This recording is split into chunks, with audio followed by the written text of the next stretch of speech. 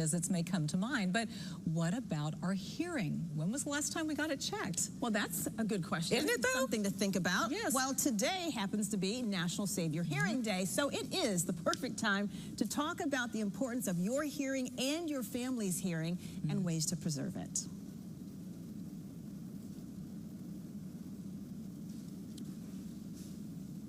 I think we have sound of something that may actually impede our hearing, because one of the most common causes of hearing loss is loud noise. Or maybe we just couldn't hear it.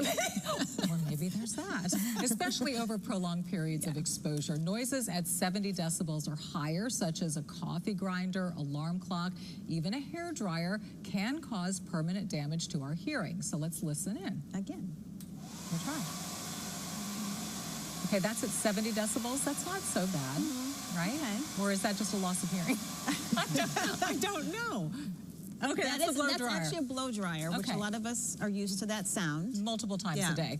Okay, then there's a chainsaw, sirens, a jackhammer. That's at least at 120 decibels. So let's listen.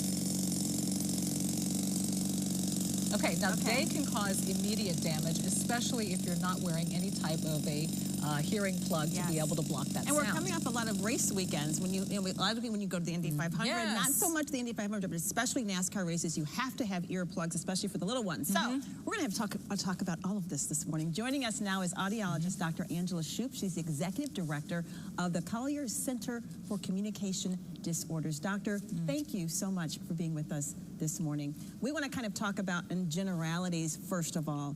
Some of the sounds are things we hear every day. How do we protect ourselves on an everyday basis from damage to our hearing? I am so glad you asked that question, because once we lose our hearing, we do not get it back, and it can become increasingly frustrating to have difficulty communicating with others. And yes, you're absolutely correct. There are those sounds we associate with problems with hearing, those very, very loud sounds like firecrackers and the jackhammer they demonstrated. And the closer you are to those, or even a gunshot, if you're very close to those sounds, even just a very brief exposure can cause permanent damage to your inner ear, which can cause hearing loss. Wow. But ongoing exposure to some of the lower level common sounds that we hear on a daily basis, the hairdryer very close to your ear, a lawnmower, a leaf blower, loud sporting events, as you noted. All of these are situations in which if we spend a lot of time in those environments, we can actually experience hearing loss as well. Interesting. And repeated exposures can be a problem. So one way we can take care of our hearing is to make sure that we're using ear protection, even for both occupational and recreational noise exposures. So you can get ear protection over the counter at the drugstore. There are a variety of different options available. The most important thing is to make sure you're inserting them correctly so that you do get appropriate protection. You can also get custom devices made, and you can seek guidance on what type of device is best for you and what works and how to insert them appropriately and use them appropriately. Some people don't want to wear hearing protection because they say it impedes their ability to enjoy music, for example, if they're going to a concert. But there are special hearing protective devices that can be used for music enjoyment that protect your hearing and allow you to still enjoy the event. And they also come at different decibel rankings as well, especially the little squishy earplugs that you put in. And we've been talking about external sounds that can impede our hearing, but what about genetic? What if your parent has hearing loss and you think, oh my gosh, is this my fate? Am I going to have hearing loss as I get older too, or even illness related? Yes, absolutely. We can have a genetic predisposition to have hearing loss, and we have babies that are born with hearing loss due to genetic predisposition. Some of us, though, do have a genetic predisposition to develop hearing loss throughout life, or we may be genetically predisposed to be extra sensitive to certain things that may cause hearing loss. So, for example, a lot of medications may have ototoxicity, or damage to the ear is one of the side effects. And so if you are taking medications, you might check with your pharmacist or your physician to see if what you're taking could impact your hearing. There are various viruses and infections that can be associated with hearing loss, and those can be an issue as well.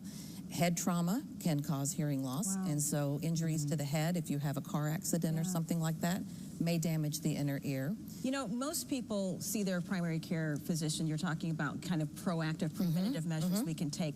We schedule those appointments typically once a year. How often should we be scheduling with an audiologist? I remember the school nurse in grade school would come test your hearing, but after that was the last test. That was the last test. Yes. So how often should we be scheduling with an audiologist like yourself? Well, it is recommended. We do notice that people start experiencing hearing loss more as they reach 50 and older. Okay. We start seeing an increasing incidence. And so we do recognize that early identification of hearing loss is important for children. So we have newborn hearing screening, and you get tested in the schools. Right. But yes, there are no specific guidelines for adults. There is a recommendation in the Welcome to Medicare evaluation that people get screened for hearing. Really, the rule of thumb would be primarily if you or your family members or communication partners note that you're having increased difficulty communicating, or you feel like you're not hearing as well, you've had a change in hearing, you would want to seek an evaluation.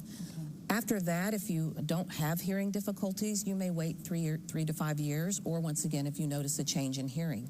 The issue is not just hearing, though. The inner ear is also important for balance function. So if you're finding that you're having balance instability, you then might want to consider getting your hearing checked. Also, if you have ringing in your ears, or your ears are produce sounds, tinnitus, if it changes or it starts, if you didn't have it before, that's an indication that you might want to get your hearing tested just to see if something else is going on. Well, we hear you loud and clear. Yes, we do. Absolutely. Yeah, this has been such a helpful conversation, one that we don't often have. Yes, so me too. Yeah, we appreciate you coming in and talking with us and educating us about this morning. Thank you so much. Dr. Angela Shoup, appreciate you. Thank you. Coming up next, if